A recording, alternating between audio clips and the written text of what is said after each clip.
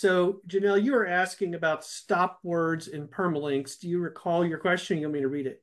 Oh, I have it. Yes. I was writing a list of tips for a client whose blog has just gotten out of control. And I knew that it was a good practice to avoid stop words, just keep the permalink shorter.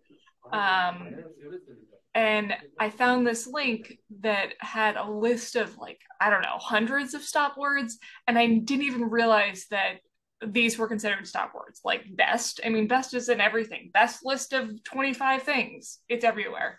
Um, so is this something that I should pay attention to besides like the typical stop words like of and the a, etc.? Right. Yeah.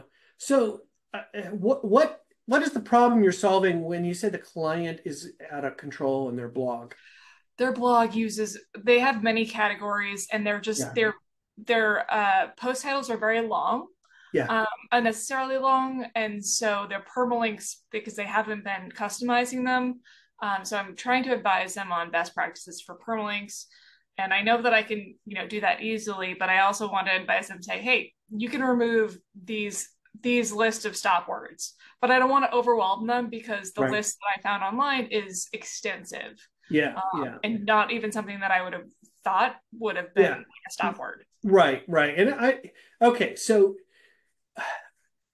stop words. Great. I mean, this is a good question, but it's also one of those really minor things.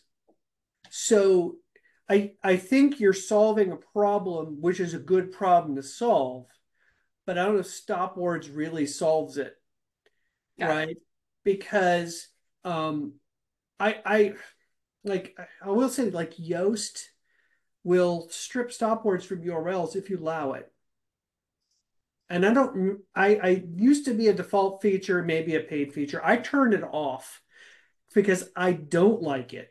Because what it ends up doing is making URLs that really are nonsensical Yeah. and confusing. And I kind of fear a day when it removes a stop word that changes the meaning of the URL to be something like a word like not, right? Got it. You remove that from the URL, it sounds like you're saying something totally different than you are. You know, but you're right about trunking. Like I have a client who used to be a newspaper man, and so he just writes these really long headlines because he has the space. It's not that he wants to write a long headline, it's that it allows him to write a long headline. And so he fills the space like a newspaper reporter might. Oh, I'm going to fill the space.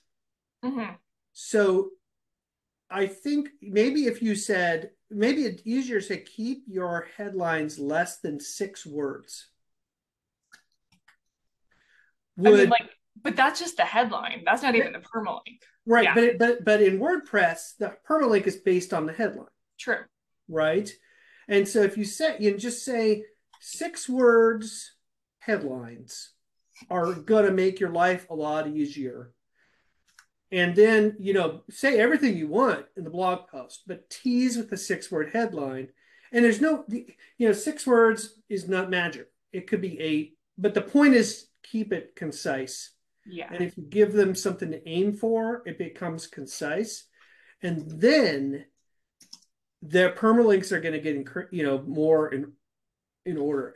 I think the other way of approaching it is to say, hey, look at this particular blog post. If I tried to tell someone to visit this blog post, try to say the URL out loud. Best practices of the most awesome type of widgets that you could buy considered, right? Like, Yeah. Yeah. okay, really? Like, really? Like, so, if I think that's a better guideline, because stuff, so you keywords or words in the URL aren't that big of a deal. But also, I worry that stop words might be a little bit of an obsolete idea because Google is much better about semantical natures of words than it used to be. So it knows there was an update in Google a few years ago. I forget what they called it, but the idea is it did a better job of understanding what your mean, not just looking at the little word.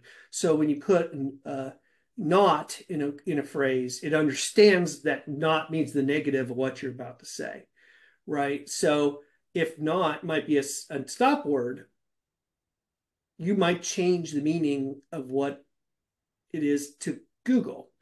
And so I'm hesitant to remove stop words from URLs for those reasons. Number one, I'm worried that somebody says something that either looks really bad or totally contradicts. And two, I don't think Google really cares. But I think the better advice is to say, let's limit it to 8 or 6 words. Yeah. I think that does it make sense is also a good guidance. I mean, like one of their shorter titles is gathering and transferring your digital materials in one place. So, the permalink itself could easily be shortened and it would still make sense. Yeah, exactly. And I think within Curious Answers, some guidelines for good title tags. Okay. And that might help them too, because we want to think evergreen. I guess this is an evergreen topic, the one you gave. But I guess maybe what I'm saying, I think I say this in the guidelines for title tags. And again, title tag is typically the headline, which typically becomes your URL. So that's why that's a good thing. But social media headlines and SEO headlines are sometimes very different. Yeah.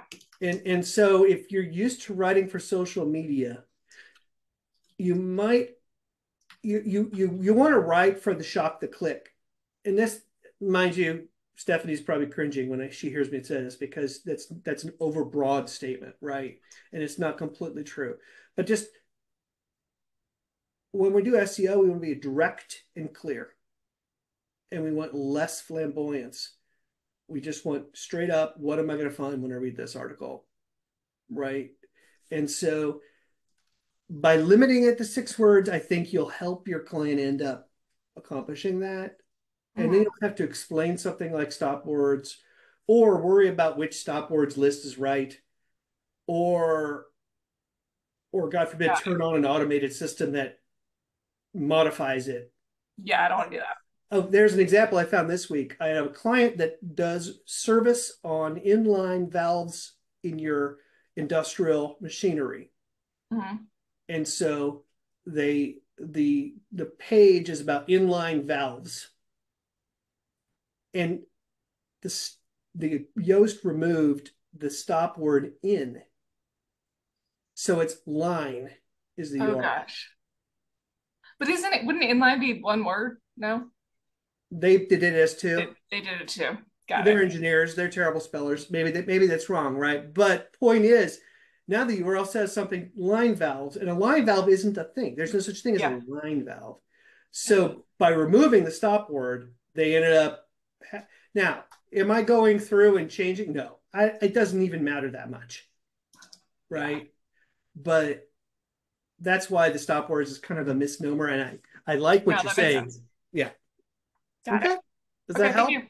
Very. Yes. I just put a headline analyzer in the chat. Thank you. I use that a lot because I aim for a score of 70 in that analyzer, like when you start using it. And I've seen pretty good success with that being good across the board for both social media, kind of, garnering eyes and SEO practices. Is this something that you would do, just use yourself, or do you share this with clients? When I share with clients, I give them the final piece where it's got the headline and the copy and everything, but I do share that score with them. When I say the suggested headline, right? I say suggested headline, and then I say headline score with the parentheses of let's aim for 70. And sometimes I send them scores that are like 68, 60, but like if we're close to 70, close enough to 70 that I can say I feel good about this. That's great. Thank you. I'll check it out.